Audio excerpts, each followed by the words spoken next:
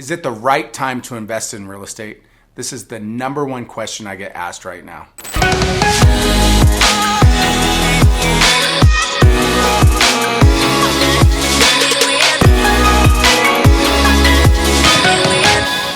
In this episode, we're going to talk about market conditions, timing, and making sure that you have multiple exit strategies. So let's get going.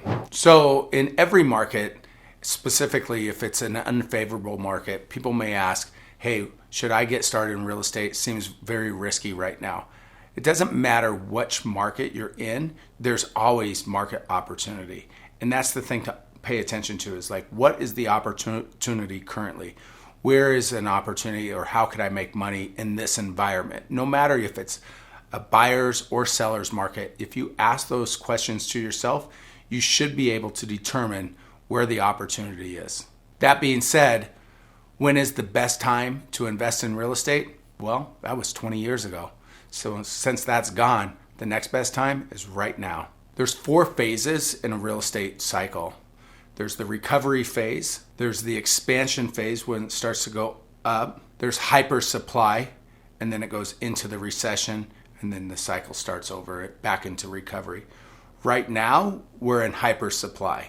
So that could go for literally any type of asset. Let's take, for example, a lot of people, because of COVID, started working from their home. Because of that, a lot of offices are left vacant.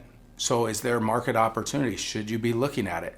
For us and the people we work with, what do we look at? We look at that office because now it's almost like a distressed asset. What is in demand though? Multifamily. People need to live somewhere. So that is booming in some areas, right? The key is what is happening in your particular market. I think when I'm speaking to this, I'm speaking to a lot of you out there when we're watching office just literally get crushed or has this past year. So what we've did or have done and are doing is taking office and converting it to multifamily. We're also taking hotels because people weren't traveling and converting those into multifamily as well. There's always market opportunity. I did really well during the downturn of the last recession. There's always ways that you could be buying or taking advantage of the real estate market. You just have to look at what is the market opportunity. To go back to single family housing, let's just say, for example, someone's behind on their rent or their mortgage payment.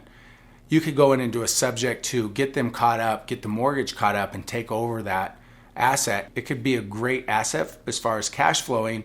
It just depends. You don't know what happened to that particular person in their situation, but maybe it could rent out for substantially more than what the mortgage payment is, but maybe they're just behind on payment. So if you could cure that, pay them some money, get them moving expenses, whatever it might be, take over those payments and get a renter in there. It's one way for you to acquire.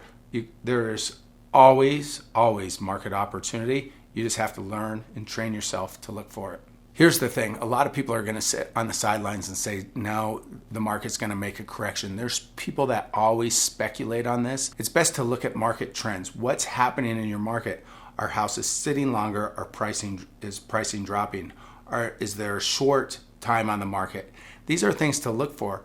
Also, maybe if you're uncertain or not sure, instead of getting into a massive remodel with maybe an addition, maybe you look at the 30, 60, 90 and trend backwards and see what's happened the last 30, 60, 90 days.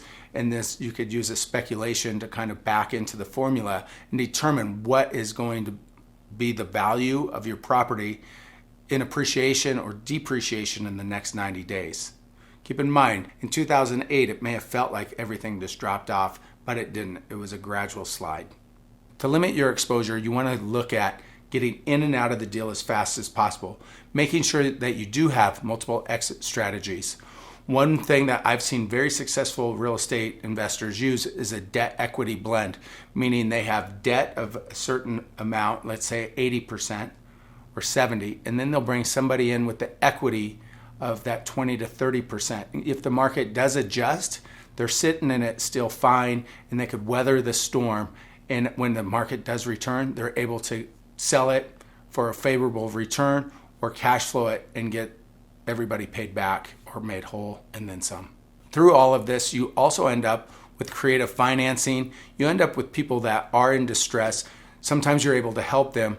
Also, sometimes you're able to get very creative on how to acquire more and more properties through this. It's just, again, up to you to identify the market opportunity or opportunities and take advantage of them.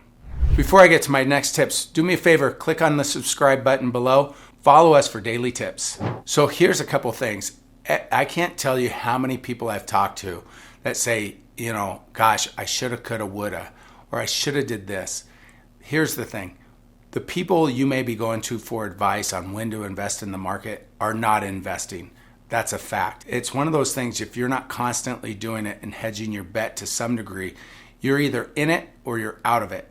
And a lot of the people that like to give advice of when to invest in real estate are not in it. Look at the blind spots in the market. Look at the areas where they're being hit or maybe market opportunity. Jump in those and try to leverage those assets up.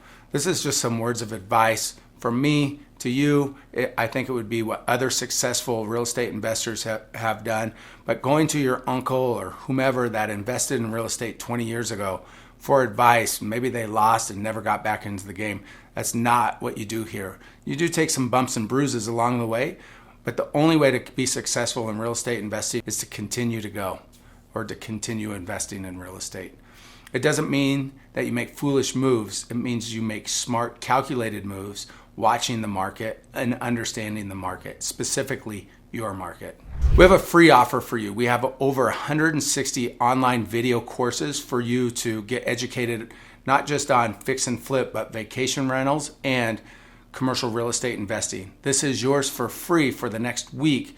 Click on the link below, subscribe, join, all that good stuff, and the 7 days is yours.